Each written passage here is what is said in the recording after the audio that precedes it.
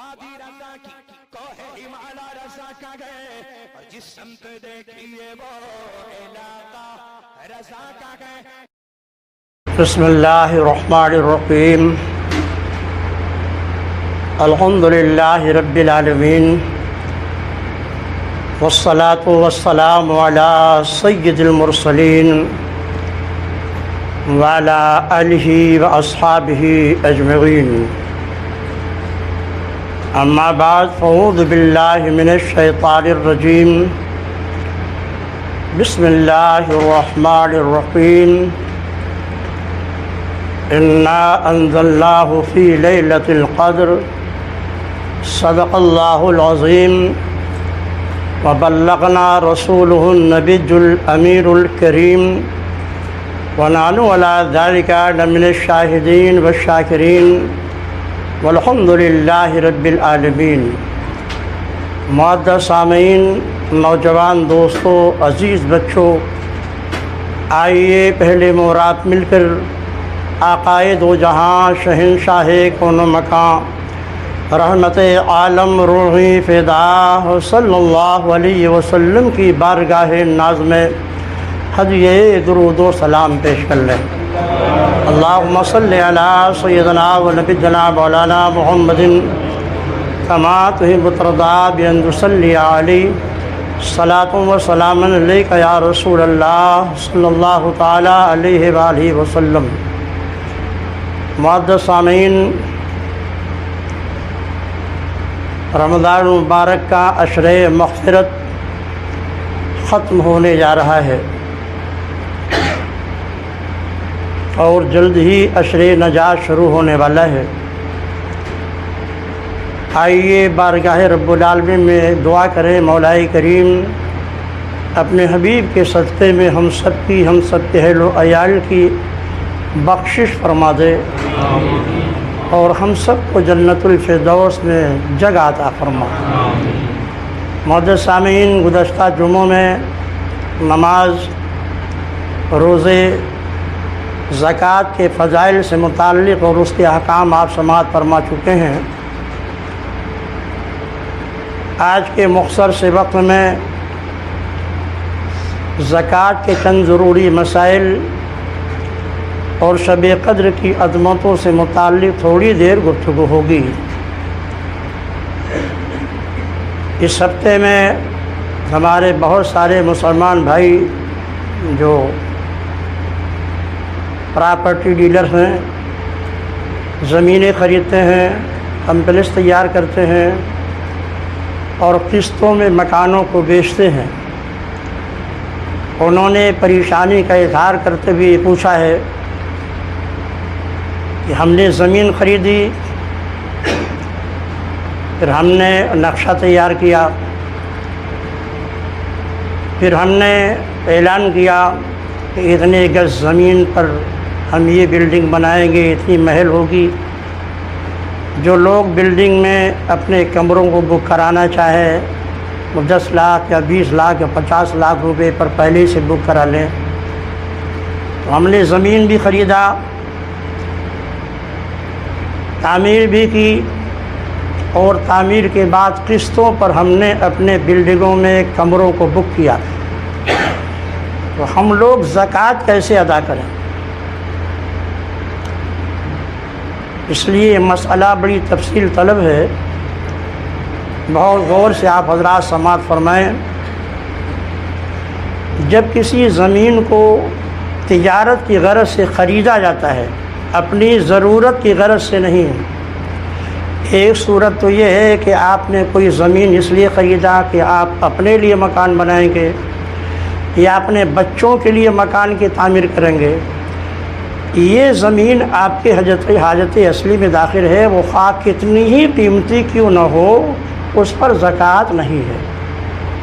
یہ مسئلہ اچھی طرح دماغ میں آپ بٹھا لیں کہ زمین کے جس حصے کو آپ نے اپنی ضرورت یا اپنے بچوں کی ضرورت کے لیے خریدا ہے، کاروبار کے لیے سے نہیں، وہ زمین خواہ کروڑوں روپے کی ہو، اس کے اوپر زکوٰۃ نہیں، وہ حاجت اصلی میں داخل ہے.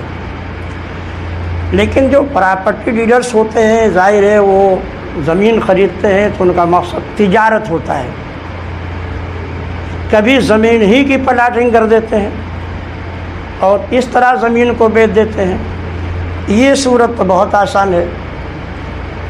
آپ نے زمین خریدی ہے پلاٹنگ کرنے کے لیے، سال بھر پہلے آپ نے زمین خریدی، سال مکمل ہو گیا، تو جس ریٹ پر آپ نے زمین سال بھر پہلے خریدی تھی اس پر زکوٰۃ نہیں ہوگی۔ سال بھر پورا ہونے کے بعد اب جو موجودہ ریٹ ہے اس زمین کا، اس ریٹ پر جو زمین کی قیمت ہوگی اس پر زکوٰۃ ہوگی۔ یہ صورت بھی آپ کے سمجھ میں اچھی طرح آ گئی ہوگی۔ اب ایک صورت یہ ہے کہ زمین تو خریدا مگر اس کی پلاٹنگ نہیں کرنا کا ارادہ ہے، بلکہ اس پر کمپلیکس کئی محل کا بنانے کا خیال ہے، پھر اس کو قسطوں میں بیچنے کا خیال ہے۔ یہ مسئلہ تفصیل طلب ہے، بلڈروں نے یہی بات پوچھی ہے، اس لیے غور سے آپ سماعت فرمائیں۔ زمین آپ نے خرید لی، سال بھر تک کی زمین یوں ہی پڑی رہی، کوئی تعمیر نہیں کی آپ نے، تو مسئلہ آسان ہے کہ سال پورا ہونے کے بعد جو اس زمین کی قیمت ہے موجودہ، اس قیمت پر زکوٰۃ فرض ہو جائے گی۔ یہ صورت بھی آپ کے سمجھ میں آ گئی۔ زمین کو خریدا ہے کاروبار کے لیے مگر ابھی اس پر تعمیر نہیں کی ہے، پلاٹنگ بھی نہیں کیا ہے، زمین یوں ہی پڑی ہوئی ہے، مگر ارادہ یہ ہے کہ اس پر کمپلیکس ہم تیار کریں گے اور اس کے بعد اسے بیچیں گے، تو اب وہ زمین چونکہ برائے تجارت ہے، اس لیے سال گزرنے کے بعد جو موجودہ قیمت اس زمین کی ہوگی اس قیمت پر زکوٰۃ واجب ہے۔ جو خریدا ہے آپ نے اس قیمت پر نہیں، بلکہ اس زمین کی جو بازار میں اس وقت ویلو ہے سال پورا ہونے کے بعد اس قیمت پر زکوٰۃ فرض ہوگی۔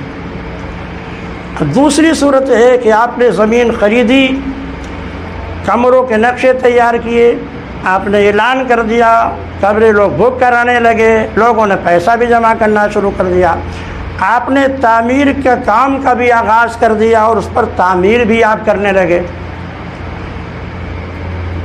سال بھر آپ اس کی تعمیر کرتے رہے، ابھی تعمیر مکمل نہیں ہے، سال بھر آپ نے تعمیر کی، تعمیر کرنے کے بعد جب سال پورا ہوا تو اب اس بلڈنگ کی بازار میں کیا قیمت ہوگی، یہ بات اچھی طرح دماغ میں اٹھا لیں۔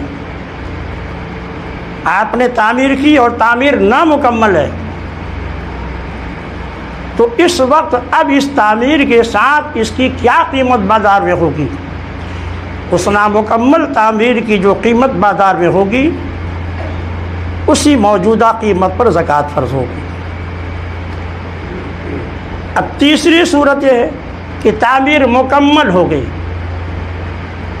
مگر ابھی فلیٹ کسی کے نام سے الاٹ نہیں کیا گیا، وہ سب آپ کے قبضے میں ہے، تو مکمل تعمیر ہو جانے کے بعد اب جو اس بلڈنگ کی بازار میں ویلو ہے اس ویلو پر زکوٰۃ فرض ہو جائے گی۔ تینوں صورتیں آپ کے سمجھ میں آ گئی ہیں۔ خالی زمین ہے تو سال گزرنے کے بعد جو موجودہ قیمت ہے اس پر زکوٰۃ ہے، زمین کے ساتھ آپ نے تعمیر شروع کی مگر تعمیر نامکمل ہے، تو نامکمل تعمیر سال پورا ہونے کے بعد اب بازار میں اس کا کیا ویلو ہے اس کی قیمت پر زکوٰۃ ہے۔ تعمیر مکمل ہو گئی لیکن ابھی آپ نے جو ہے الاٹ نہیں کیا ہے کسی کو، تو جو موجودہ قیمت ہے اس پر زکوٰۃ فرض ہوئی۔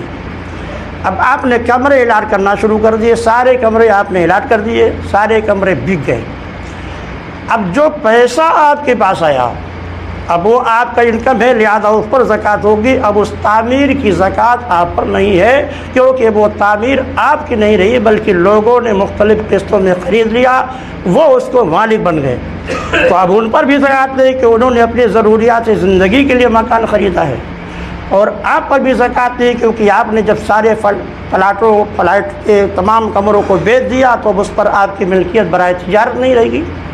ہاں جو پیسے آپ کے پاس آئے وہ آپ کے انکم میں جوڑے جائیں گے، اور جو بھی موجودہ قیمت آپ کے پاس موجودہ پیسے آپ کے پاس موجود ہیں، چاہے سونے چاندی کی صورت میں ہو، چاہے سامان تجارت کی صورت میں ہو، چاہے نقد صورت میں ہو، اس پورے پر 2.5% کے حساب سے زکوٰۃ فرض ہو جائے گی۔ یہ ہمارے ان بلڈر بھائیوں کے لیے ہے جو لوگ زمین خریدتے ہیں، تعمیر کرتے ہیں اور پھر کمروں کی بکنگ کرنے کے بعد بیچ دیتے ہیں۔ ابھی کچھ ہمارے بلڈر بھائیوں نے یہ سوالات کیے کہ ہم نے ٹرک خرید رکھا ہے، ہم نے بلڈوزر خرید رکھا ہے، تو ٹرک اور بلڈوزر یہ ہم نے قسطوں پر لیا ہے، تو ہم اس کی زکوٰۃ کیسے ادا کریں؟ ایسے لوگوں کے لیے گزارش ہے کہ جو ٹرک آپ نے اپنے ذریعے معاش کے لیے خریدا ہے،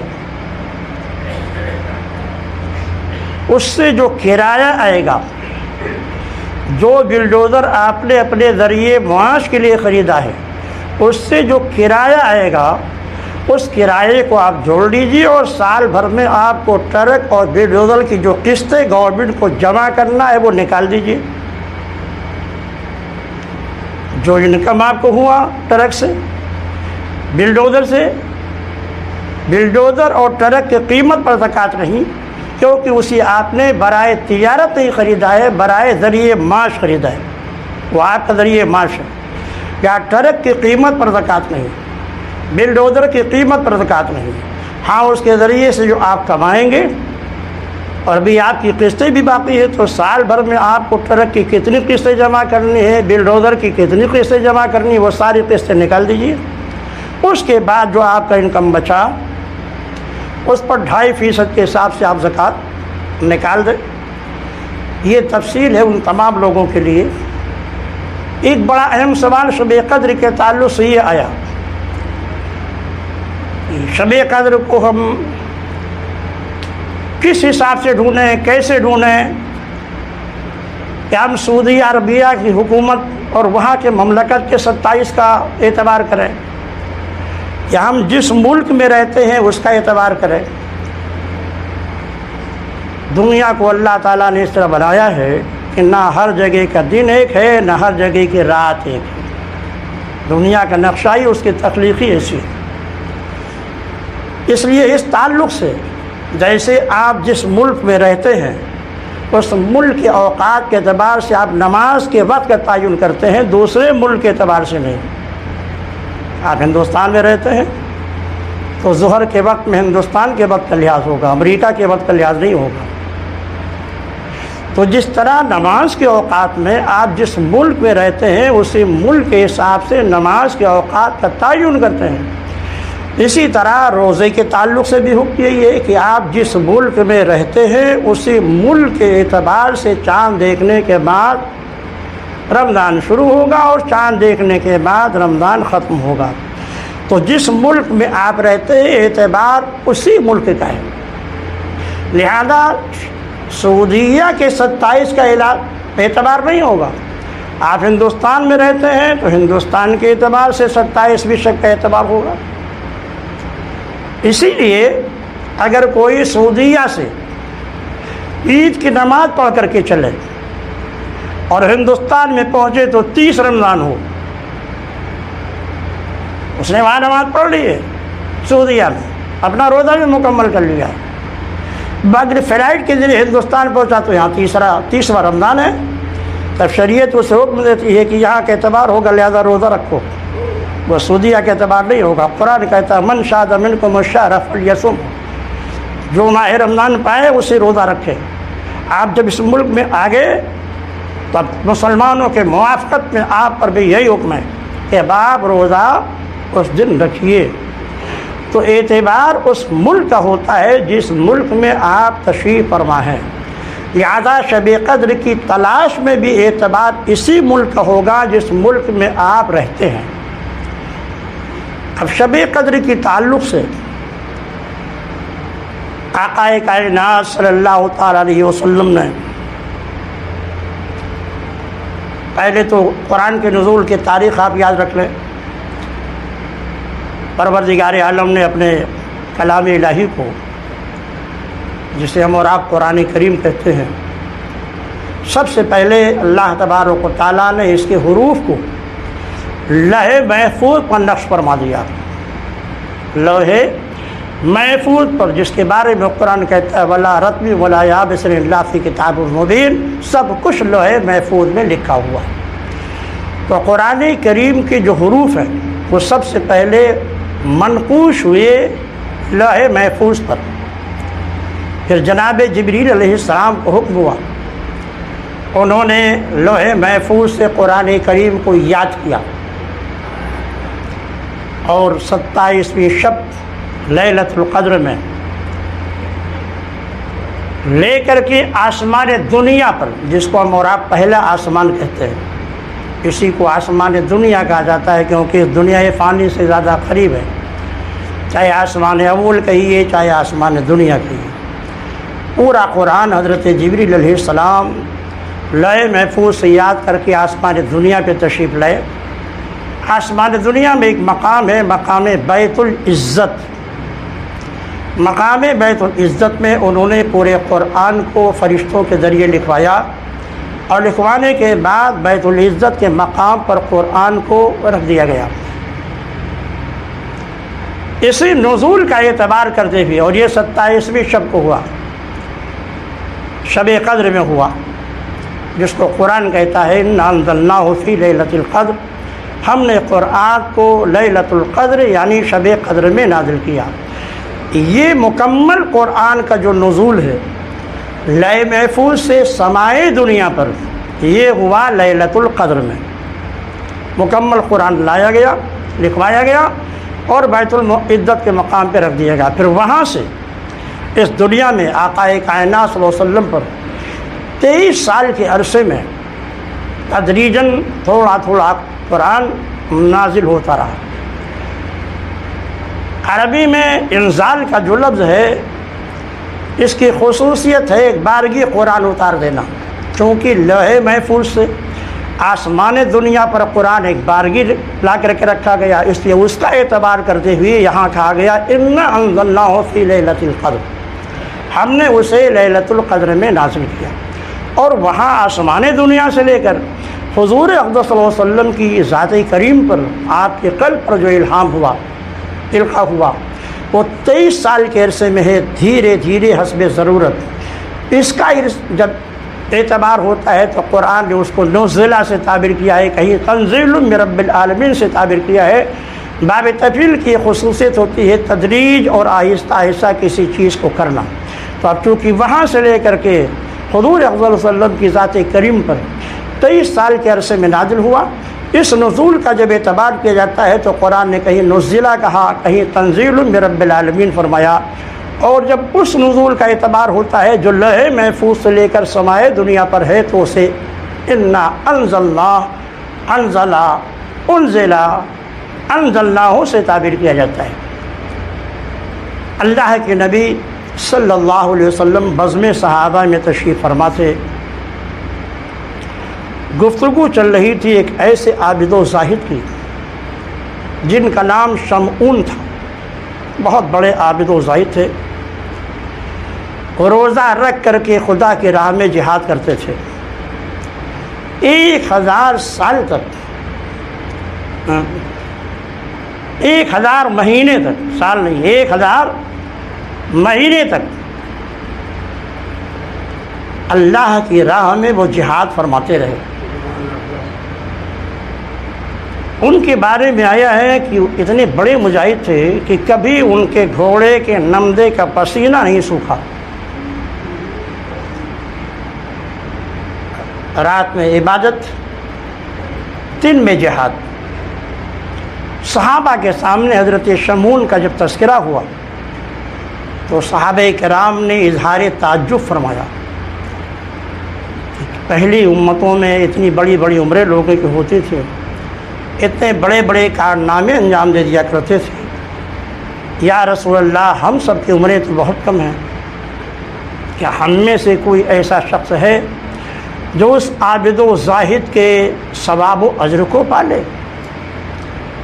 صحابہ نے جیسے ہی یہ گفتگو سرکار کی بارگاہ میں عرض کی، میرے کریم پروردگار نے حضرت جبریل کو حکم دیا میرے محبوب کی بارگاہ میں جاؤ اور محبوب کی بارگاہ میں عرض کرو، یا رسول اللہ میں نے آپ کے اور آپ کی امت کو ایک ایسی رات عطا کر دی ہے کہ اگر اس رات میں وہ شب بیداری کر کے عبادت کریں تو نہ صرف انہیں 1000 مہینے کا ثواب ملے گا بلکہ ان کا ثواب 1000 مہینے سے بڑھ جائے گا۔ قرآن کہتا ہے لیلۃ القدر خیر من الف شہر، لیلۃ القدر کی عبادت 1000 مہینے کی عبادت سے بہتر ہے۔ یہ میرے آقا کریم کا کرم ہے کہ ان کے طفیل میں ہمیں اور آپ کو ایک ایسی عظیم المرتبہ رات عطا کی گئی جس کے بارے میں اللہ کے نبی فرماتے ہیں کہ مجھے لیلۃ القدر کی عبادت پورے ماہ رمضان کی عبادت سے زیادہ محبوب ہے۔ اور حدیث شریف میں ہے کہ جب لیلۃ القدر آتی ہے تو پروردگار عالم حضرت جبریل علیہ السلام کو حکم دیتا ہے، وہ فرشتوں کی ایک جماعت لے کر زمین پر اترتے ہیں۔ ان کے ساتھ 4 جھنڈے ہوتے ہیں۔ ایک جھنڈا مسجد حرام پر نصب کرتے ہیں، دوسرا جھنڈا روضہ نبوی پہ نصب کرتے ہیں، تیسرا جھنڈا مسجد بیت المقدس پہ نصب کرتے ہیں، اور چوتھا جھنڈا مسجد طور سینا پہ نصب کرتے ہیں۔ چاروں جھنڈے نصب کرنے کے بعد حضرت جبریل علیہ السلام ان فرشتوں سے ارشاد فرماتے ہیں کہ فرشتوں اب روئے زمین میں پھیل جاؤ اور اللہ کے ہر اس بندے کے پاس جاؤ جو کھڑے یا بیٹھے اللہ کی عبادت میں مشغول ہو، اس کے پاس جاؤ، اس کے مغفرت کی دعا کرو، اور بعض علماء نے لکھا ہے ان سے مصافحہ بھی کرو۔ پھر وہ فرشتے روئے زمین پر پھیل جاتے ہیں اور ان تمام عابدین و زاہدین کو تلاش کرتے ہیں جو کھڑے ہو کر یا بیٹھ کر خدا کی عبادت میں مشغول ہوتے ہیں۔ یہ فرشتے ان کے پاس جاتے ہیں، ان کے مغفرت کی دعا کرتے ہیں، مصافحہ بھی کرتے ہیں۔ علماء نے یہ بھی لکھا ہے کہ اس مقدس رات میں اگر آپ عبادت کر رہے ہوں اور آپ کے جسم میں جھرجھری پیدا ہو جائے، رونگٹے کھڑے ہو جائیں، تو آپ سمجھ لیجئے کہ اللہ کا مقدس فرشتہ آپ کے پاس موجود ہے یا اس نے آپ سے مصافحہ کیا ہے۔ تو بڑی مقدس رات ہے، جمعہ سے پہلے وہ رات آنے والی ہے۔ جمعہ رات کا جو دن گزرے گا اور جو رات آئے گی وہی شب قدر ہوگی۔ اسی رات میں انشاءاللہ یہاں پر ختم قرآن بھی ہونا ہے۔ اس مقدس رات کو غفلت نہ برباد کریں۔ حالات ہندوستان کے آپ کے نظروں کے سامنے ہیں، پراش و سمانا ہے، اسلام اور مسلمان شدید خطرے اور نرغے میں ہیں۔ اس مقدس رات میں شب بیداری کر کے عبادت کرتے اپنے اور سارے دنیا کے مسلمانوں کے لیے بھلائی کی دعا کیجیے۔ آقا کائنات صلی اللہ علیہ وسلم نے حدیث پاک بیان کی تو حضرت سیدہ فاطمہ الزہرا رضی اللہ تعالیٰ عنہ نے عرض کیا، یا رسول اللہ، کوئی کمزور ہے، بہت بوڑھا ہے، کھڑے ہو کر عبادت کرنے کی طاقت نہیں رکھتا، بیٹھ کے عبادت کرنے کی طاقت نہیں رکھتا۔ تو آقا فرماتے ہیں، اے فاطمہ، کیا وہ اتنی تھوڑی دیر بھی تکیہ لگا کر نہیں بیٹھ سکتا؟ کہ تھوڑی دیر وہ تکیہ ہی لگا کے بیٹھ جائے، اللہ کی بارگاہ میں عبادت کرے تاکہ اسے بھی یہ فضیلت حاصل ہو جائے۔ اور ہم سب کی ماں حضرت سیدہ عائشہ رضی اللہ تعالیٰ عنہا نے سرکار کی بارگاہ میں عرض کیا، یا رسول اللہ، اگر ہمیں یقین ہو جائے کہ یہ رات شب قدر ہے تو ہم اس دن کیا دعا مانگیں؟ یہ دعا آپ بھی بارہا آپ کو بتایا گیا ہے۔ سرکار نے ارشاد فرمایا کہ عائشہ، جب تمہیں یقین ہو جائے کہ یہ رات شب قدر کی ہے تو یہ دعا مانگو، اللہم انک عفو وتحب العفو فاعف عنی۔ اے اللہ،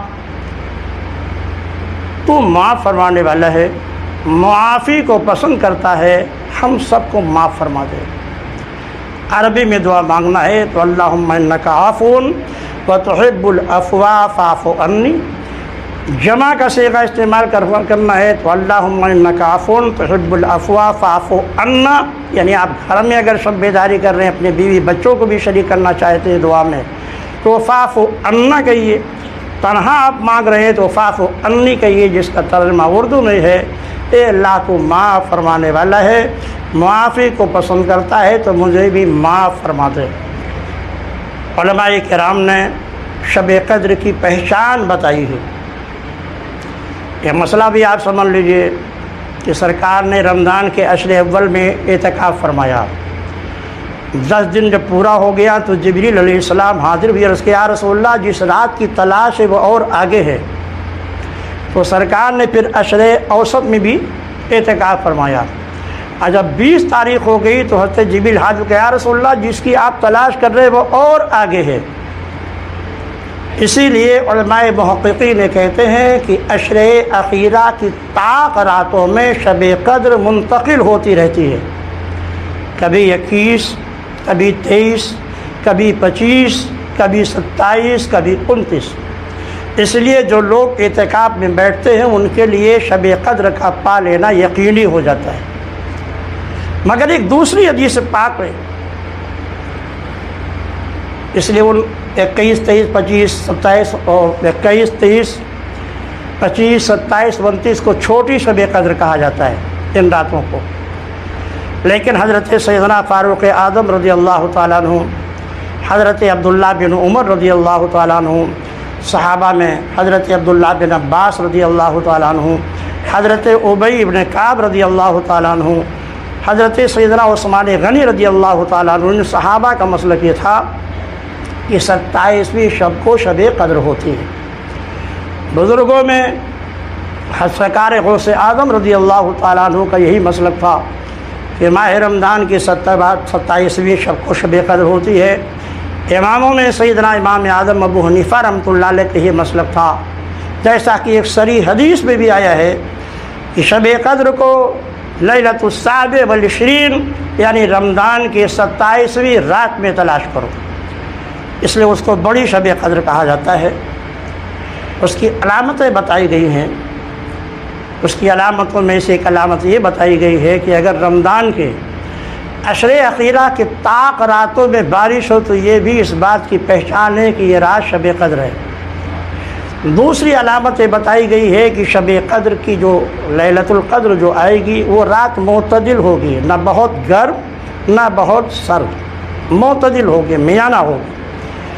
اس رات میں کتے نہیں بھوکتے کیونکہ دنیا کی ہر چیز اللہ کے تسبیح و تحلیل میں مشغول ہوتی ہے۔